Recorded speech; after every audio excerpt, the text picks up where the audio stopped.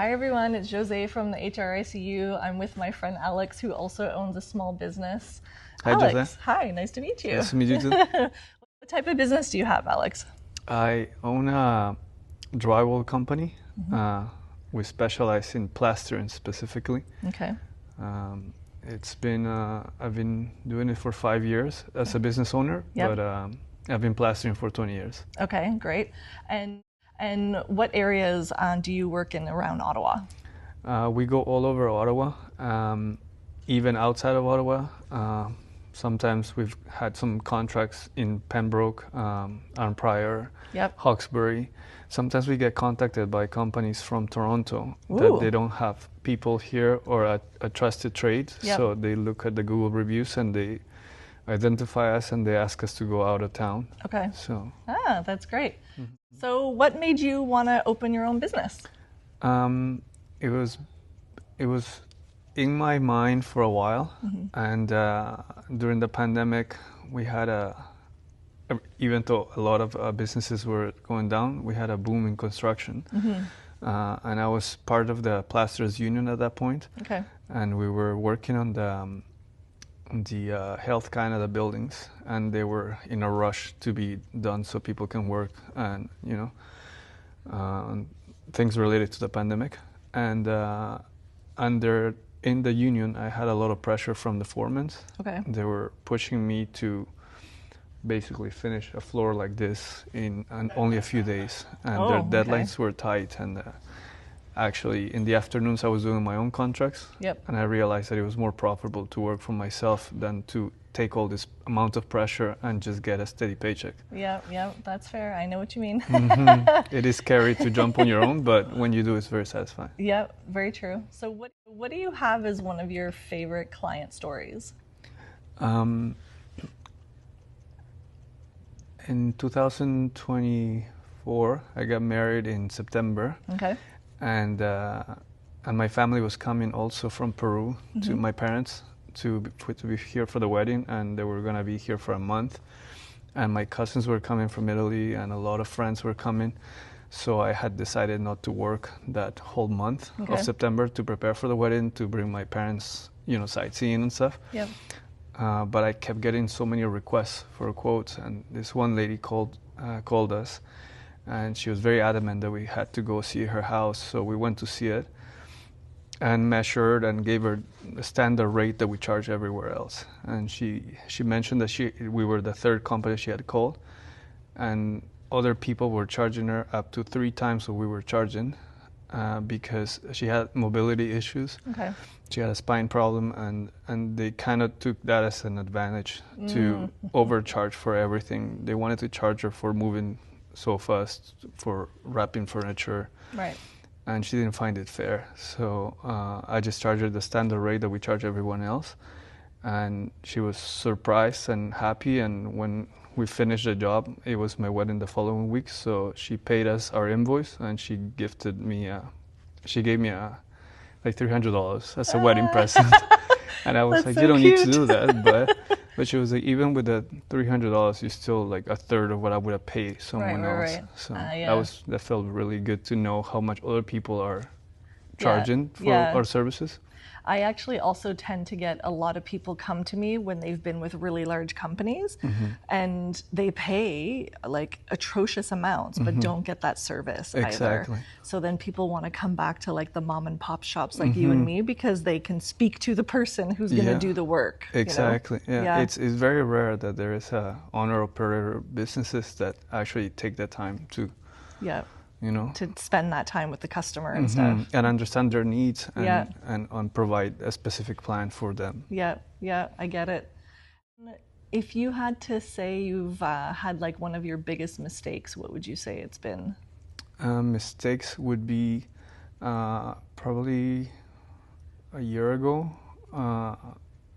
We were talking about driving around the city a lot and how I don't like driving a lot. So I kept getting too many quote requests. And to the point where I was going on a Saturday, I would go visit 5 different houses around Ottawa, measure and send the estimates. So it's a lot of work. And sometimes, you get some contracts and some you don't. Yep. So then I decided, well, I'm not gonna drive around so much. I'm just gonna do everything online. So I started sending estimates online without even seeing it. Just taking measurements from the floor plan or from the listing, you know, if someone buys a house. Yep. And that saved me some time, but then I would commit to a job, and then when we arrived, the texture wasn't what I expected. So it was more work physically because I didn't do the diligence of going to see the job in person and price it accordingly. Yeah. So in order to save time, I ended up spending more time. So I think that was a mistake last year. So I decided to be more diligent with the estimate and see the jobs in person from now on. Yeah. Okay, that's fair. And what do you think is your like most repetitive people issue, like for the people that you have working with you? What kind of issues? Like what's the one that's the most common? So I noticed recently that we're a team of 3 right now. Yep. When we have larger projects, we subcontract painters and stuff like that, or framers. Yep.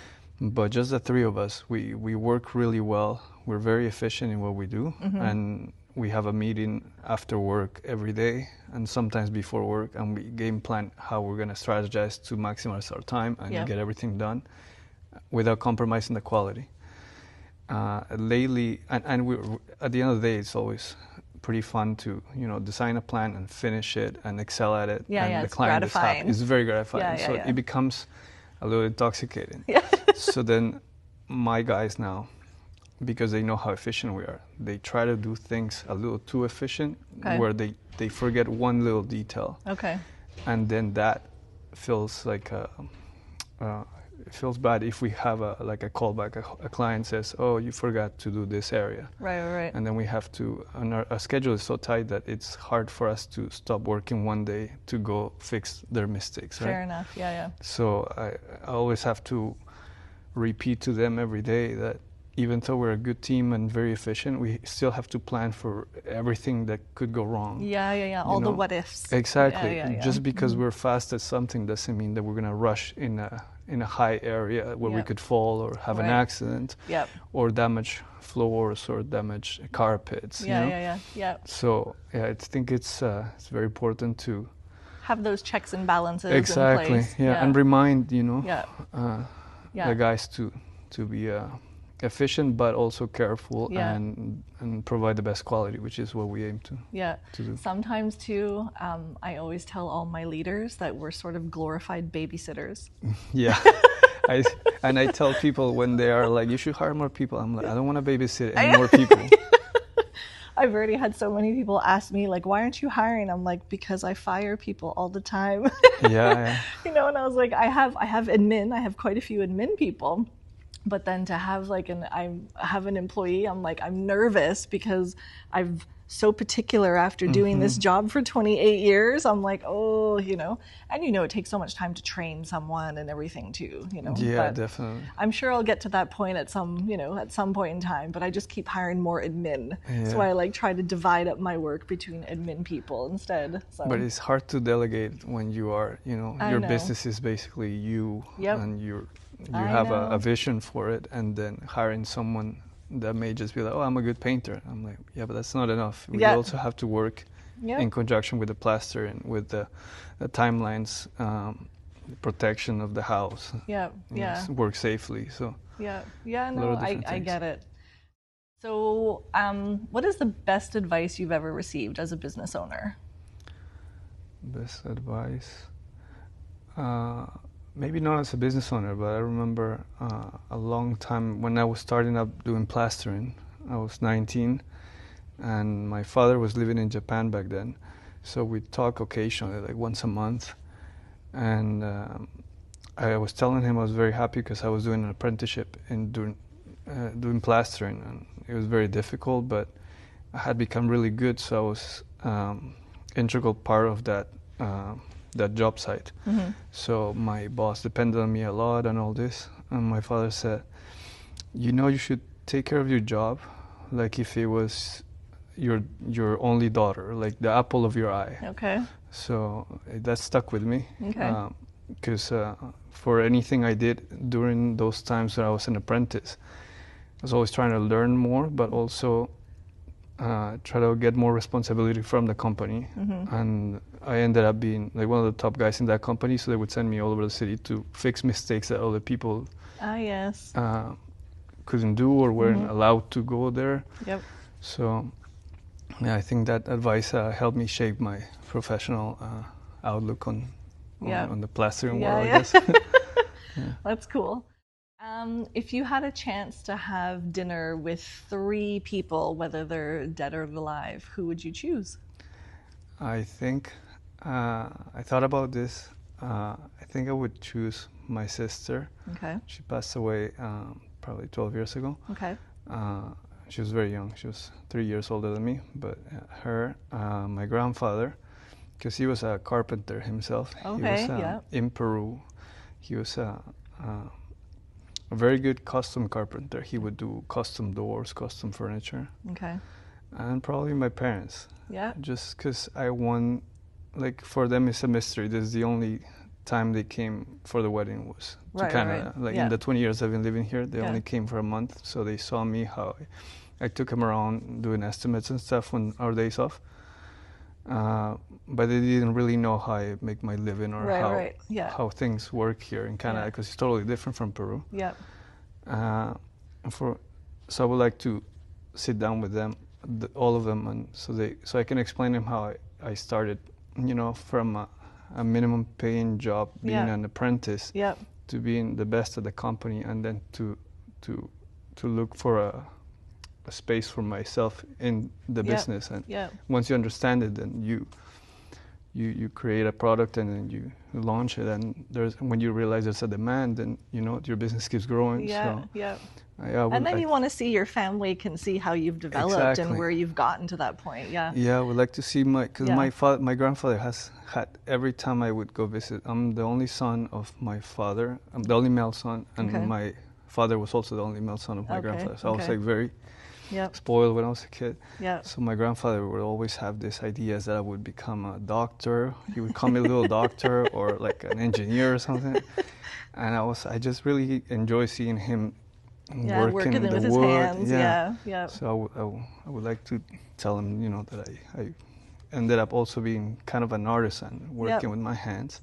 And for my sister to also see the evolution of my career. And my parents, so they can understand what it is that I do here. That makes sense. All right, so my last question for you today is, what would you tell your 20-year-old self? That it gets easier.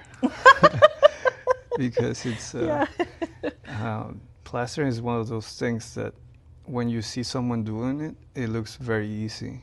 But when you have no experience and you try for the first time, you drop the plaster in your eyes, in your hair, in your face. You make a hole in the plaster. Exactly. I know, I've done it.